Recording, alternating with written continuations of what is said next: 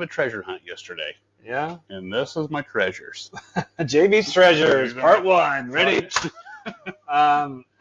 So, we've been trying to explore a variety of different things, and I think these are 3 things that neither you nor I have had. And I have not had You them. just found them. Like, just these are found them fresh. yesterday. The first 2, I think February is the earliest either one of them's been out. So they're new, not just new to you. They're new to everybody. They're new to right everybody. And they're completely different offerings. One's a 10-year bourbon, one's a weeded, and one is a combo bourbon rye that we have been looking for and have not found anywhere. The first one is I'm a big fan of Pendleton. Sam, I had a lot of it. Yeah, so they mostly do the Canadian whiskey stuff. Okay. Their base stuff, the Canadian whiskey, it's imported from Canada. It's bottled in Oregon, in Pendleton, and it's cut with water from, I think, Mount Hood.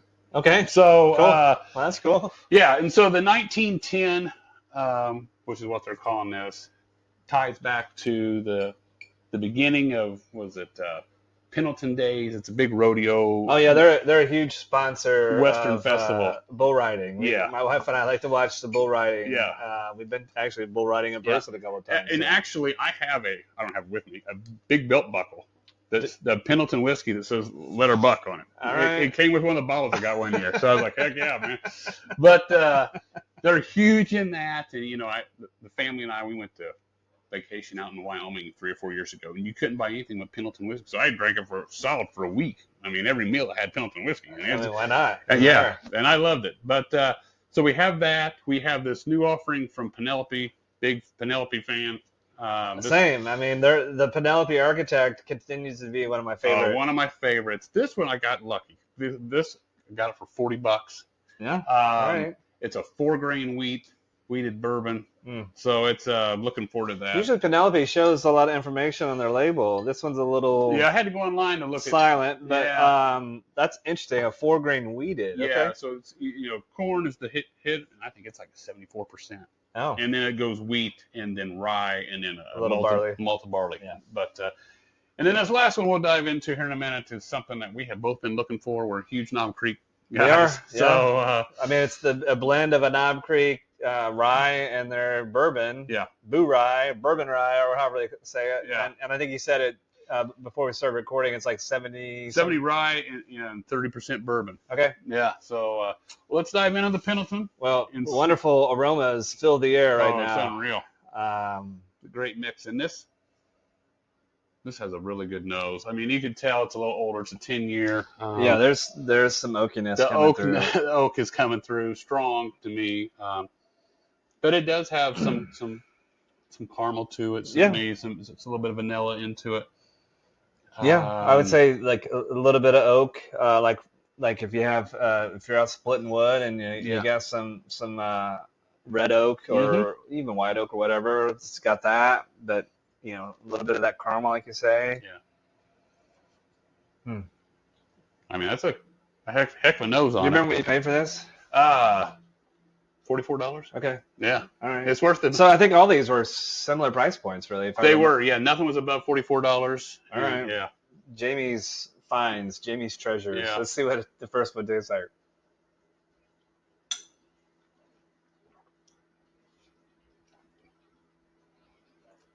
That's good. That's good. The baking spices are there. The cinnamon comes out. There's oak. There's some caramel in it too. Yeah. There's caramel. Touch of vanilla at the back end. It's like a there's a candy like caramel, like a chew.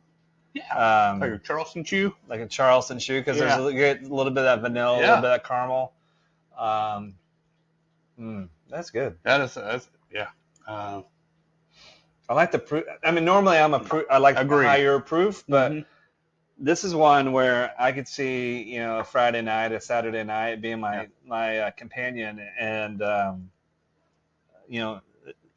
this will get you through the night. It'll get you through the night and not get you hammered, I don't think. So. And they have a 20-year offering that I have never purchased because it's at a price point that I have not been able to justify.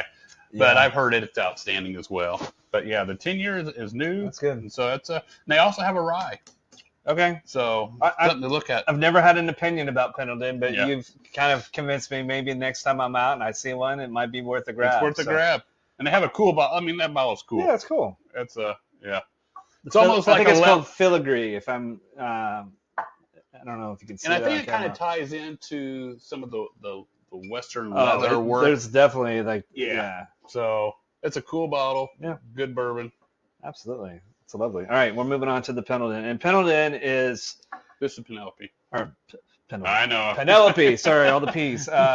Penelope was a brand that MGP acquired a few years ago. Yes.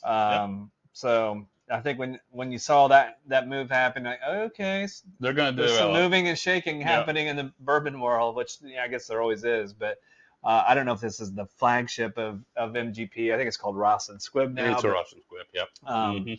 But to your point earlier, pretty much everything. There's one exception that I've ever had from Penelope. It's been an enjoyable experience. Yeah, what was it, the cast strength or something? I mean, it was something high. It was something, yeah. Now, the nose on this, the corn comes through to me. Yeah. The sweetness of the corn comes through. Sweet corn. Yeah. In the middle of summer, you just, Yeah.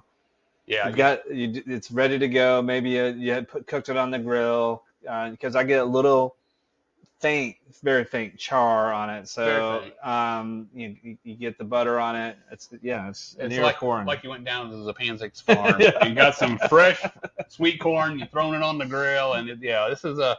For those of you watching that may not be familiar with that, there's a local farm family. World famous. They have a little carport, honestly, on this lot that every summer, whenever they get sweet corn, they bring it there, and there's people lined up on the highway. People come miles around to get it. Yeah, it's famous, I guess. So, but yeah, it's like that. Yeah.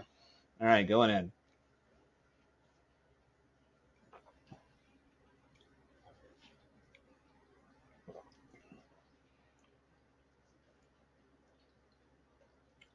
There's a little nuttiness in there for me. There is. It is a. I was going to say like Honey Nut Cheerios almost. Yeah, I mean it's all the other weeded stuff we've had, the makers and stuff.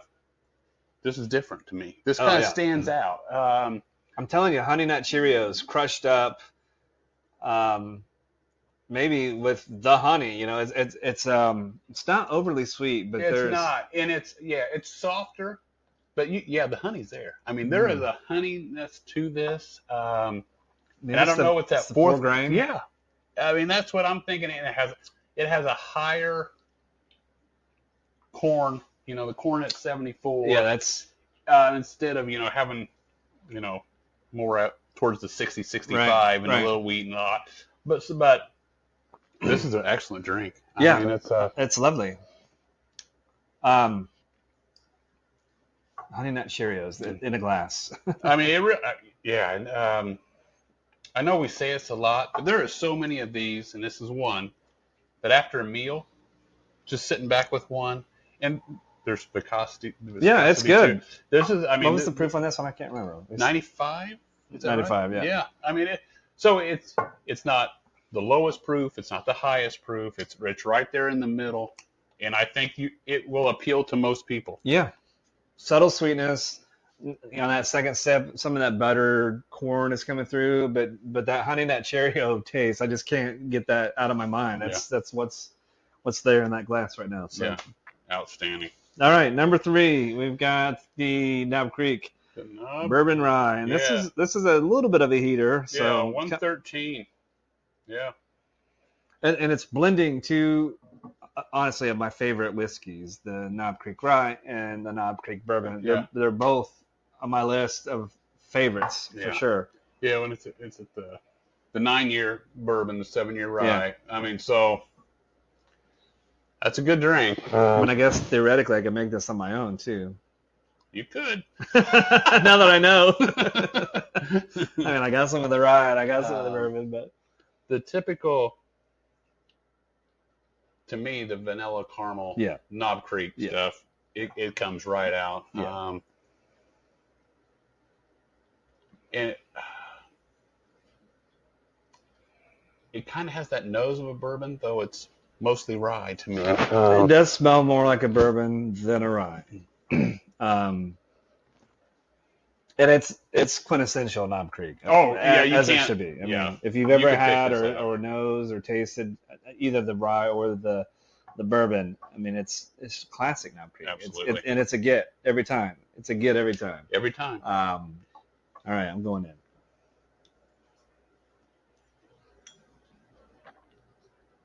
Whew. Caught me off guard. It shouldn't have, but the proof got me. And the proof holds. Yeah. To me, the proof holds. I'm going to try that one again. I mean, the proof travels a little bit, which I'm okay with. I like the proof to kind of start to front and goes to the back. And now, time it gets to about your throat, it's kind of wearing down. So it's not like burning a hole in your chest or anything. But that's a really good drink. To me, that's a good drink. It has your vanilla caramel, but it also has that black pepper rye-ish taste to it as well. Personally, before I heard about this, I never thought of taking a rye and a bourbon, putting them together and drinking it. Yeah, I don't know. I'm assuming they're not the first to have done it. I think they got drunk one night and said, "Hey, let's try this." It's like the person that invented Reese's Peanut Butter Cup, right? Chocolate bar and a peanut butter. Yeah. I'm trying. I think in my mind, I'm trying to hunt for the bourbon and the rye. Yeah. So to me, but I'm getting the black pepper. It's good. Yeah. It's nice and strong in there. But to me, the rye. I think my memory of the rye, the Knob Creek rye, is that it's. But it could be the proof that it's a little bit softer and smoother, I guess. I don't know. Yeah. And maybe not as peppery. Yeah. So maybe just the blending of the two and jumping that proof point up a little bit is bringing some of that characteristic. I like it a lot. Yeah, I do too. And I think is there rye typically at 100 too? Yeah. Okay. Yeah. So yeah, I think the proof, for me, the proof does well at 113. And it's interesting because when you take that sip and you kind of are doing your Kentucky chew with it, I don't get the heat until I start to swallow, and then the heat kind of takes over. But that initial, you're like, oh, this is okay, and then you start to swallow, like, there it comes. It's like it's a unique drink. I really like it. I'm glad they did it. I would buy this again. I would buy all three of these again, to be honest with you. Yeah, same. I'm really glad I found this one because this is something.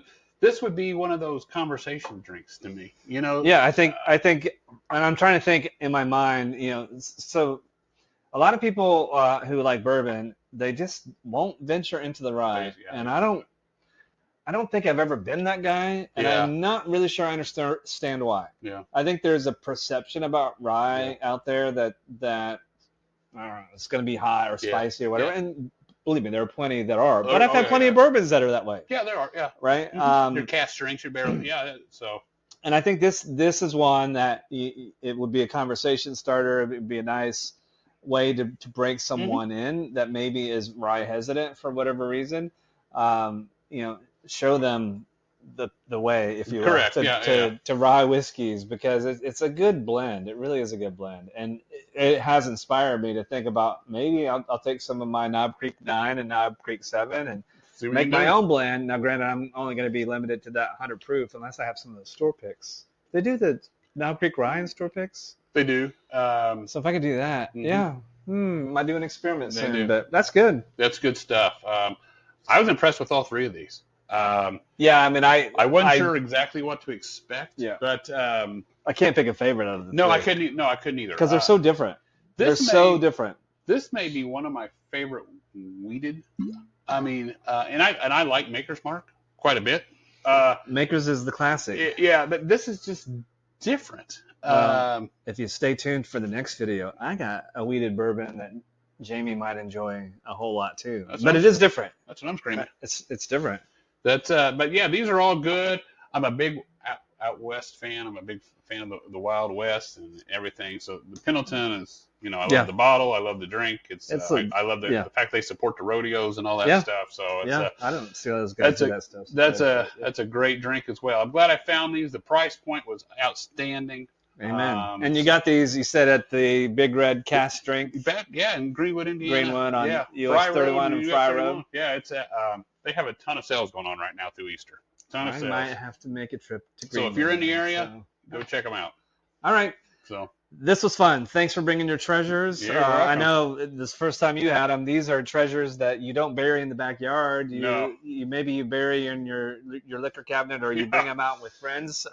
Maybe share them on holidays with folks. I don't know. Exactly. So I guess it's up to you. But Jamie's treasures, good finds. We'll come at you again real soon. I'm going to share some things that I found recently and have been enjoying as well. So thank you all for tuning in. We greatly appreciate it. And we'll catch you all again real soon. Thank you.